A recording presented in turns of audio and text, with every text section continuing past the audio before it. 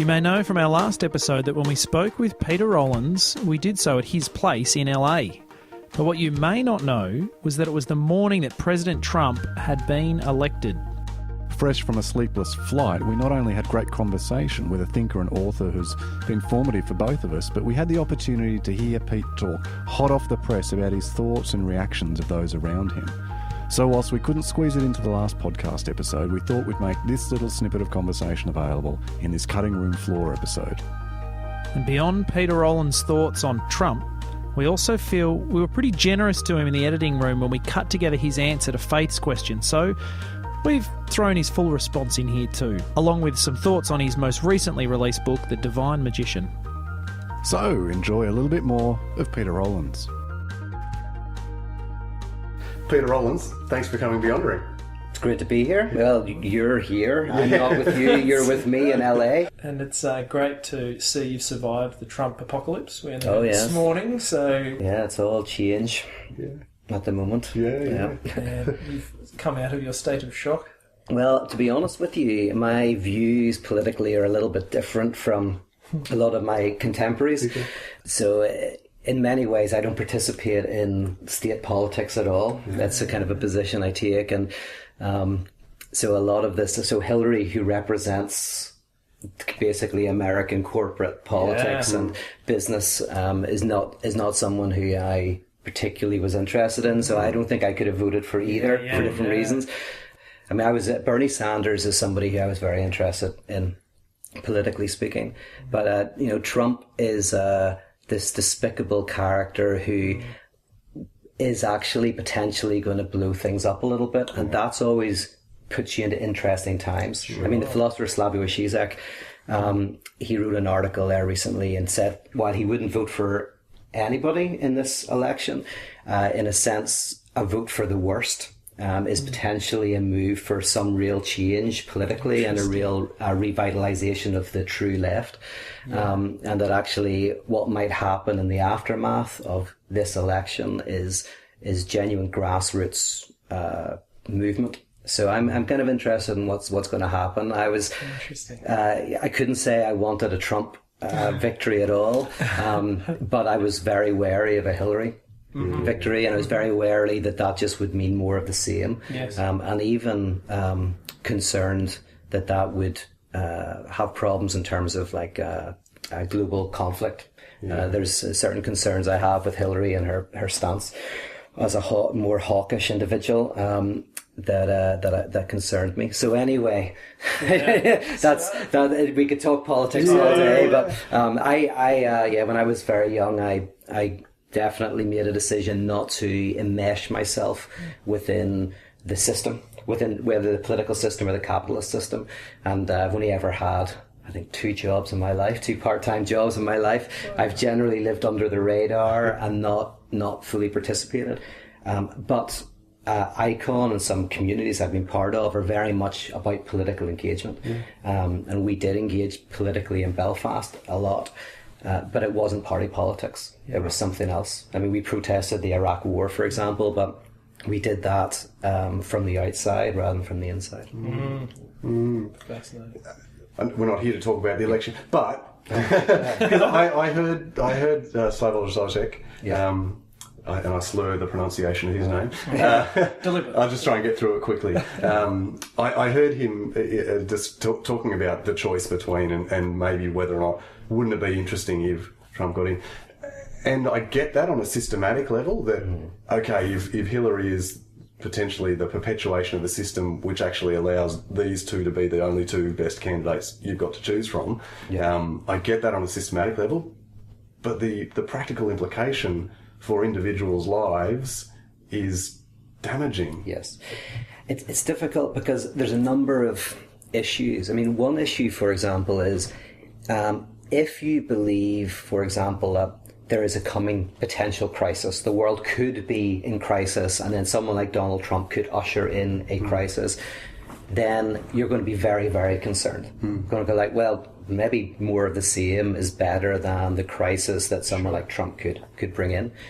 However, if you think that we are already in crisis, that the crisis already exists, the apocalypse has already happened, that deep violence is occurring all around the world, and that it's not a choice between relative stability and chaos, but actually it's almost like if you think of a fire and you're thinking that maybe to put this fire out, we're going to need an explosive. You know, like oil fires require an explosive to kind of like extinguish them. Then it becomes slightly different. Also, another issue is whether it's possible to have real revolutionary change without a deep violence and destruction and upheaval. And this is why, you know, Zizek talks about coffee without caffeine and all of that. He's saying what we want is we want a revolution without revolution. And of course we do. Of course we do. A soft revolution. And if we can have a bloodless revolution, that's really good. However, if you are more of the thought that actually real upheaval requires fundamental disturbance of the political coordinates, then you're probably more, this is the thing, you're not wanting it, but you're in a sense going, okay, what will cause less violence in the long term, and what will cause more genuine liberation and freedom in the long term? Sure. And that these are all difficult questions, and I believe that these are important questions for politically people who lean to the left need to have. At the moment, however, societally speaking, defence mechanisms are incredibly high. And at the moment, I don't think these discussions can even happen. It's just my experience of seeing what's going on. People's emotions on all sides are so high that we have a tendency to demonise the other, to scapegoat the other, to reduce these important discussions to very simple solutions, and I think that's totally fine. I can understand why, but I think once the dust settles, we need to really need to have these conversations. In your most recent book, The Divine Magician, you sort of talk about these sorts of others as almost a gift to us, as actually almost part of our salvation. That the thing that we scapegoat, the thing that is that almost sort of what you're saying, that Trump could be, or Trumpism could almost be a gift, that it actually exposes something we need to see or hear? Or I definitely think it exposes something that is happening in America. But both Hillary and Trump expose issues that are occurring in the US that we were able to get to a point, and I say we, I'm not American, but this country was able to get to a point where these were our alternatives. Tells us something, and we need to listen to that. We need to listen to what does the rise of Trump mean. And by the way, I am very concerned with the way that we and I include myself in this, demonize Trump supporters. Yes. Many of whom, and this happened in Brexit. In Brexit, I had a tendency to think that this was a bunch of racists, people who were terrified of immigrants, and it was xenophobia, all of that. But actually, in many respects, the people who voted were voting because there's a lack of jobs, lack of access to education, poverty. They've seen destruction of their livelihoods. And in some respects, they're saying there is something radically wrong, and there is some level of protest in that. And even when there is racism and there is sectarianism, the question, of course, has to be why. You know, unless you've got a very low anthropology and you just think everyone's an asshole, right? You can think that, right? Low anthropology, okay, they're just evil, they're just bad, they're just demons. And you might not be wrong. Yeah, it might not be wrong, absolutely, you know. But if you kind of go, okay, well, people's views are a symptom of their material circumstances, what's going on in their lives, what they're surrounded by, even these can sometimes be symptoms of other things. And the reason why I'm sensitive to that is because, like yourselves, I've been in the religious world. I'm in the religious world, and I know that people who are called fundamentalists, who are seen as evil and bad, I've been in those worlds. And I know that, one, obviously not everybody is evil and bad, and two, a lot of people have a lot of questions, a lot of internal thinking that's going on. And actually, if you kind of, in a sense, if you're sympathetic and you allow a space for those questions to arise, you find out that, for example, 6-day creationists are not these hardcore 6-day creationists. You know, they feel that they have to believe that. It's part of the belief system of being a Christian or something like that. But when they're given the freedom to really think and they're respected, that can begin to disintegrate, and healing and progress can happen. And in the same way, I think that a self-fulfilling prophecy, if you've got a kid and you keep saying your kid is terrible, is rubbish, is good for nothing, will never amount to anything, what happens is that becomes internalized. And, you know, in you and in the kid. In you and in the child, and it just damages them.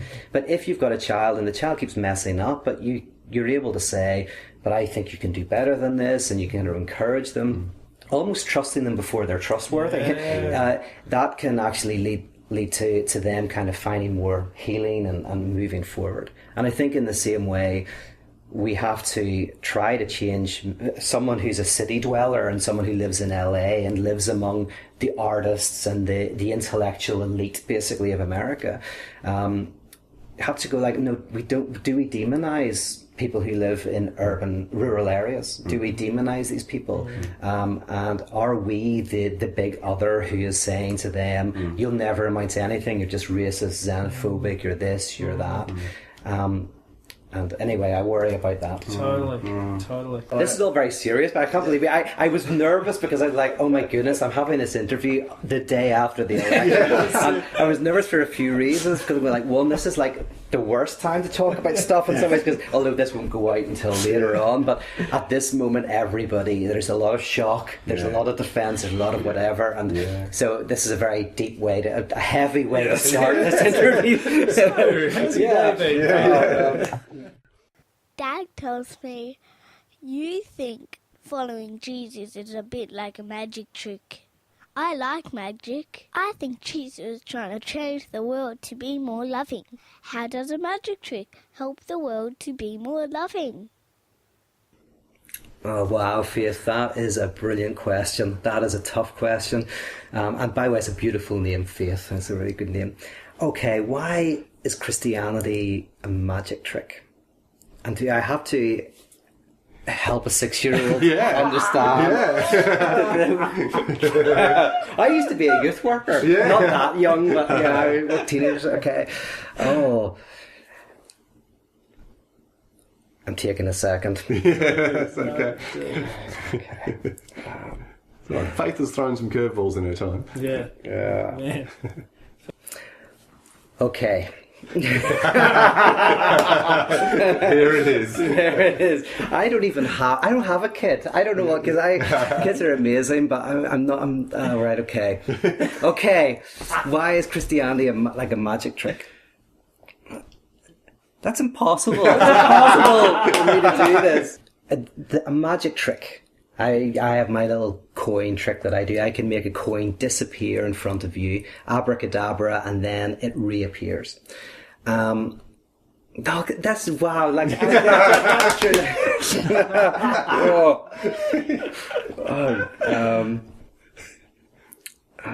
Yeah, I am stumped. Every time I think of a way of saying this, and like that, like I can just imagine Faith is going to be looking at me like, what? What? Can you guys help me out? How would you describe it? Okay, I should give this one more try. What I am saying is that we think that there's something that will really make us happy. Maybe it's a Christmas present, we want a puppy, or we want a pony, or we want some computer game. And we think if only we had that, that would be amazing, and then I'd be happy and I'd never be sad again. But of course, if we get the puppy or the pony or the computer game, after a few weeks, well, it doesn't really satisfy us. We want other things. And Christianity often is like that. We think that, if only we say the right prayer, if only we do the right thing, if only we're good enough, then we'll be happy and everything will be wonderful. But it never works.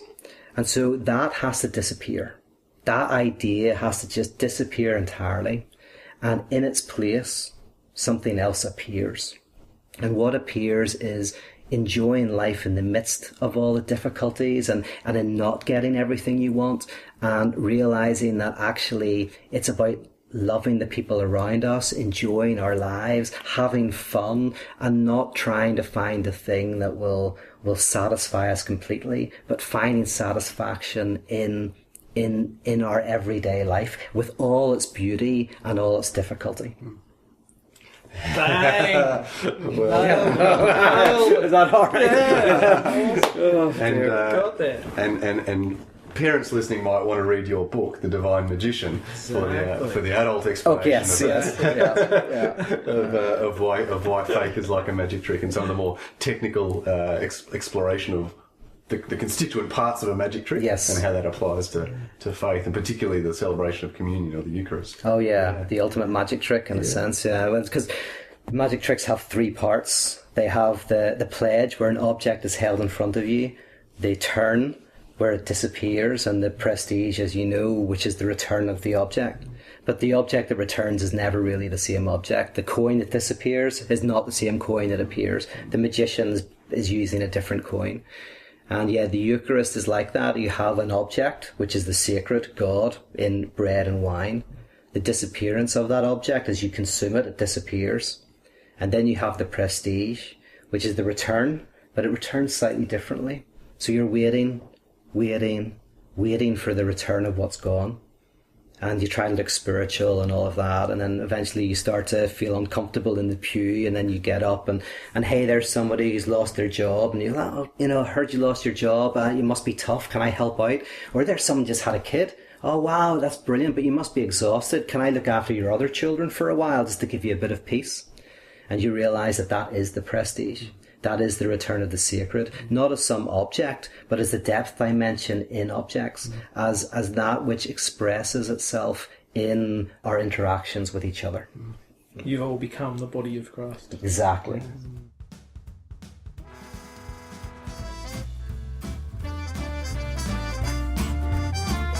That was a little bonus time spent with the fascinating Peter Rollins.